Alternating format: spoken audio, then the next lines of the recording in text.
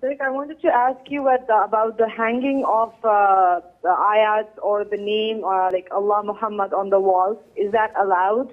And the du'as that we hang like mashallah, tabarakallah, or some du'as like that. Can we place them on the walls and frames and everything, or is it not allowed? Okay, again, asking multiple questions. This is not appropriate, but yalla, it's a bonus, it's Eid. What is the ruling on hanging verses of the Quran on walls? The most authentic opinion is that this is not permissible. Why?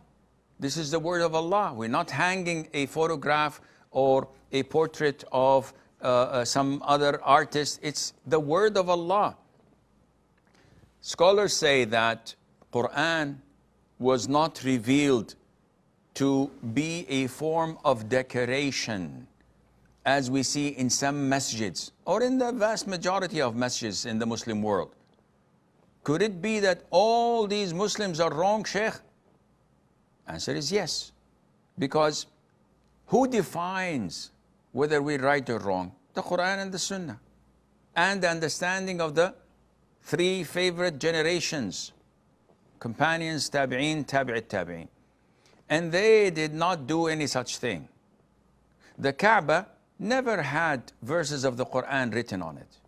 The walls of the masjids, whether in Mecca or Medina, never had the Quran written on it. And if it was something to be followed or to be done, the companions would have done it, the tabi'een would have done it. So hanging the verses of the Quran is not honoring it. It can be insulting it, taking it as a form of decoration, especially when people don't pay attention to it, especially when they pay a lot of money just to show off with it. So many people, you enter their homes, you find so many verses. You ask them, don't look. Tell me what's on the walls. I don't know. I've read it maybe years ago, but I forgot. So what's the purpose of it? Decoration. Hanging the name of Allah, Muhammad, together, this is totally inappropriate. You are making Muhammad similar to Allah, the Almighty Azza wa Jal. And when some of the companions said to the Prophet, addressing him, whatever Allah wills in you, the Prophet was outraged. And he said, are you making me an associate of Allah? Say whatever Allah wills and stop. Don't accompany me, associate me, even through a figure of speech. I'm just saying that whatever Allah wills and whatever you will, as you are the one who tells us about what Allah wants, Azza wa Jal. Yet the Prophet blocked this mistake because it may lead to shirk.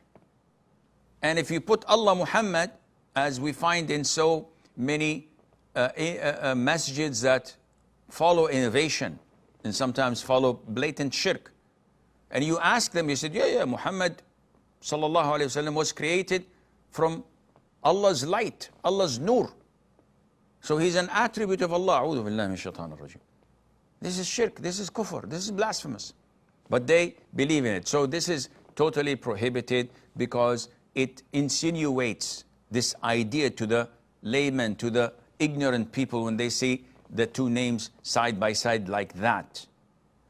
Thirdly, and finally, before we go to the break, the issue of writing MashaAllah or these kinds of dua. What is the purpose of writing them? The vast majority of people would say, so that people would not give us an evil eye. So they write on their big mansions, MashaAllah, Tabarakallah, Allahumma barik, or Qul huwa Allahu ahad, or Qul a'udhu bil falaq. Again, this is like an amulet, like a ta'weez, and this is not permissible. Okay, if I did not have this intention, then this is an innovation. You should not even do it in the first place, and Allah Azza wa Jal knows best.